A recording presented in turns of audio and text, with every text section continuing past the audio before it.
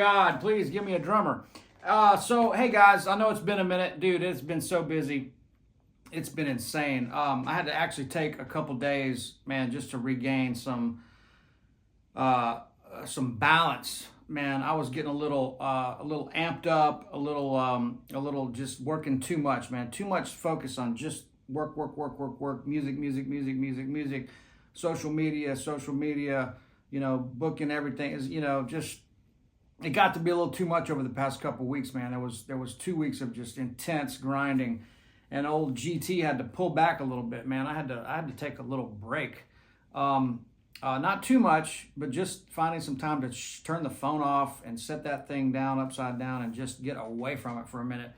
There's been some amazing stuff going on. You guys have been following a bunch of stuff. I will say that, man, I went down and saw the first night of 4 nights. I know you've been checking out Uncle Larry and Jed's stuff about Vince Gill, and Jed was nice enough to get me on the list at the last minute. I went to the rehearsal and I just missed them playing, but I got to hang with Vince and the band and stuff, and got to listen to some of the songs that they had recorded at the rehearsal back, through the front of the house, and Vince was listening, and I was listening with him, and we had a couple laughs back and forth and messing around. But I was just, it's going to be really great. That's a given. Vince Gill and that 11-piece band is going to be outstanding. But when you haven't heard it for a minute, and you go in and you listen to that, the musicianship and his singing and songwriting and playing, he's playing his ass off on the guitar, man. I've heard him do stuff, that night that I hadn't heard before, and so, I mean, he's killing it, and he's singing his ass off, and he played for 4 hours with a 4-song encore that just blew my mind. And then I don't know what's been going on, man. We did some recording with the trio. We've been doing a bunch of stuff. Brett Papa, hung with him yesterday and had a great hang. Man, not to just get into all my shit right away, but I hope you guys are doing great. Like I said, I know it's been a minute, but the channel's growing really nicely. I'm so excited about that. About to hit 90,000 followers here coming up soon. And so I really appreciate it, man. Please leave a comment, ask a question. Let me know what you want to get out of this channel. What might be holding you back from doing what you want to do? What do you want, more of? I'm not doing that for analytics and clickbait. I want to get the dialogue going back and forth. And so please get into that. So one of the things we did a couple days ago is we recorded some backing tracks for a course that's coming out. Actually some updates to a course that we're going to do, and more on that to come. But when we do backing tracks, I like to book a real band in Nashville in a professional studio, like we're doing a real record, and we record these backing tracks that have some life to them, so people really feel like they're playing along with some music. And so we did a couple cool things, and one of the guy that engineers is such a fantastic talent and such a cool dude. He goes, man, the highlight of my day was the country funk stuff. And I was like, really? I was like, cool, man. And so so I wanted to get into a little bit of what the country funk kind of thing means. And that's kind of like, Jerry Reed, Tony Joe White. It's almost like Memphis meets New Orleans meets Nashville.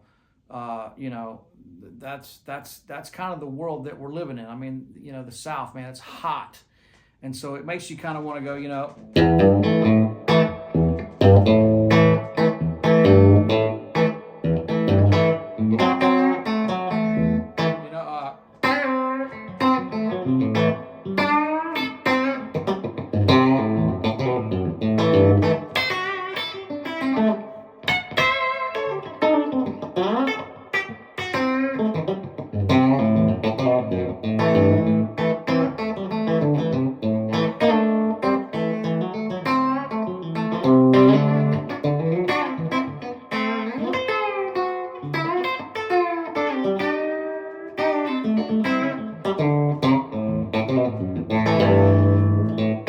everything's really got this vibe to it.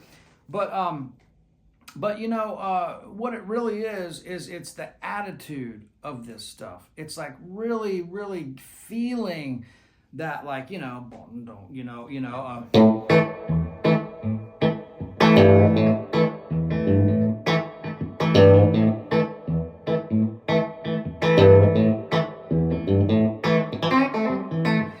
mean, that's not perfect, but that's the idea of just that, go to the 4.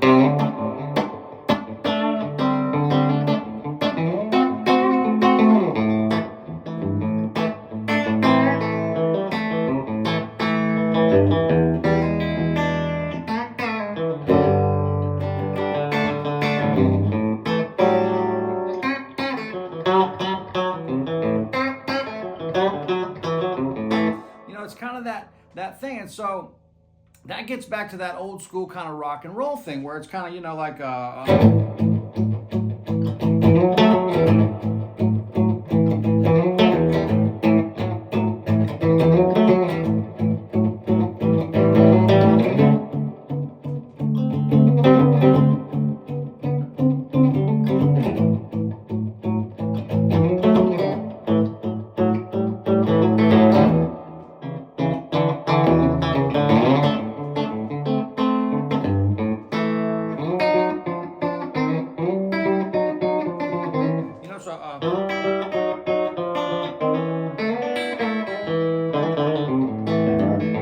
and it's a lot of hybrid picking, so it's a lot of this stuff. Like if I did this on the front pickup, it sounds kind of Memphis R&B. If I do this, it sounds more like Buck Owens or Don Rich or something, all this kind of stuff,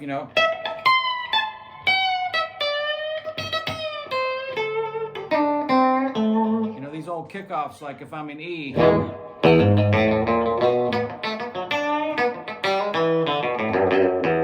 I'm really combining country, blues, rock and roll, and like swampy kind of New Orleans, like I said, kind of Tony Joe White, Jerry Reed, Poke Salad Annie, Gator Got Your Granny,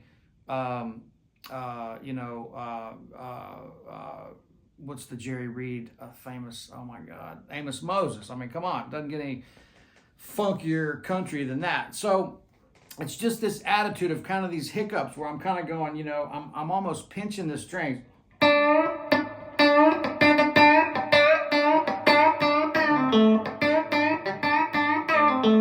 You heard Roy Buchanan do that a lot, right? He would kind of pinch. So you're getting this kind of, I can do it with a flat pick too, so it's kind of like this.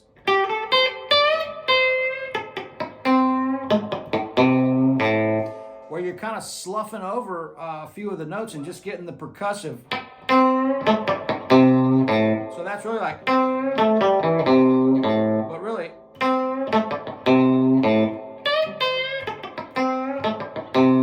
that's pentatonic, right? And if I was doing major,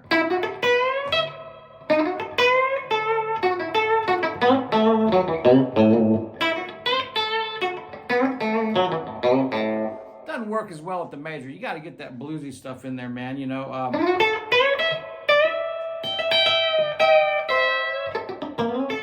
So it's like this.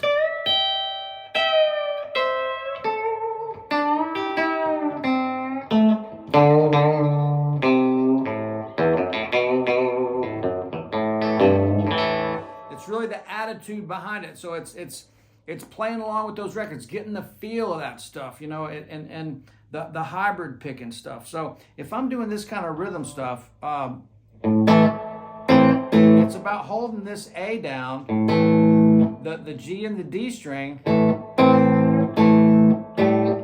then playing your minor pentatonic, but holding that rhythm down. So if I'm going, and I'm getting into it by hitting the low E string on the G, then to the A. So, and then a little.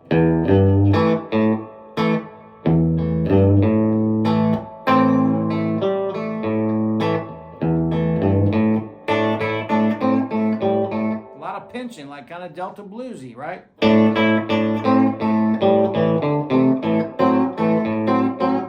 Add the D7 kind of vibe where it's like you're taking kind of part of it. You're taking kind of a part of a D7. There's the A7. There's the D7. But if I do this, right?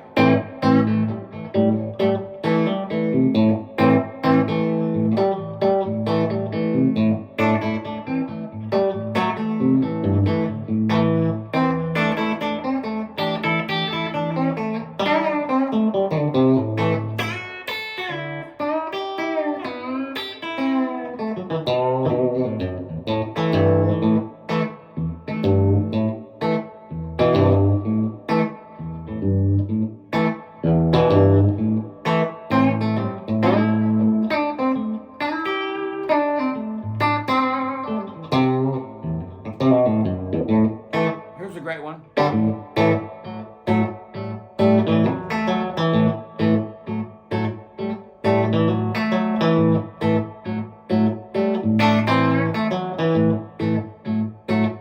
So you can see that could be easily Magic Sam or some blues guy, but with the back pickup on the Telecaster and the right attitude, it's gonna sound more like country. So it's like speaking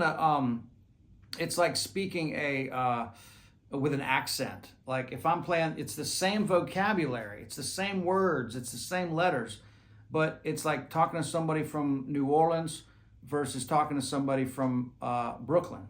It's like talking to somebody from Mississippi or South Georgia versus somebody from Chicago. It's the same vocabulary. You know, you might go, you know,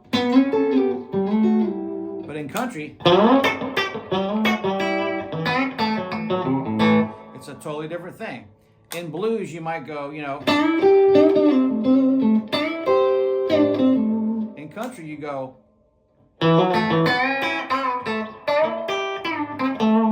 that's not perfect, but you get the idea. It's like you got to have the dialect and the accent and the vocabulary for these different things.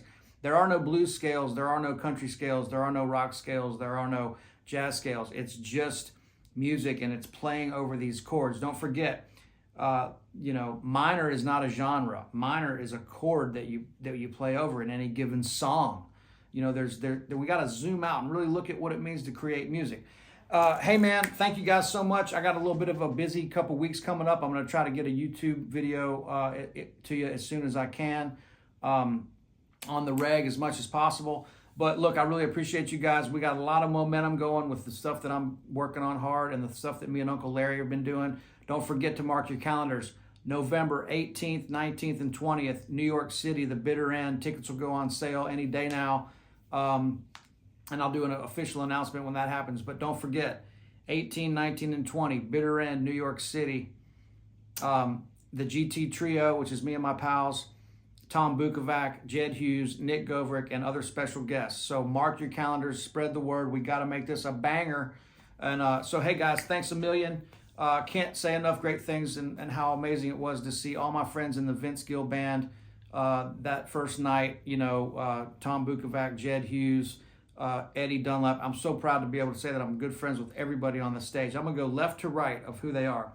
We've got Andrea Zahn on the fiddle and vocals, Jeff White on acoustic guitar and vocals, Tony Harrell and John Barlow Jarvis on keys, Wendy Moten on vocals, Jack Schneider on acoustic guitar, Vince Gill on acoustic guitar and vocals and songwriting, Billy Thomas on the drums and cymbals, Jimmy Lee Slose on the Fender 4-string electric bass.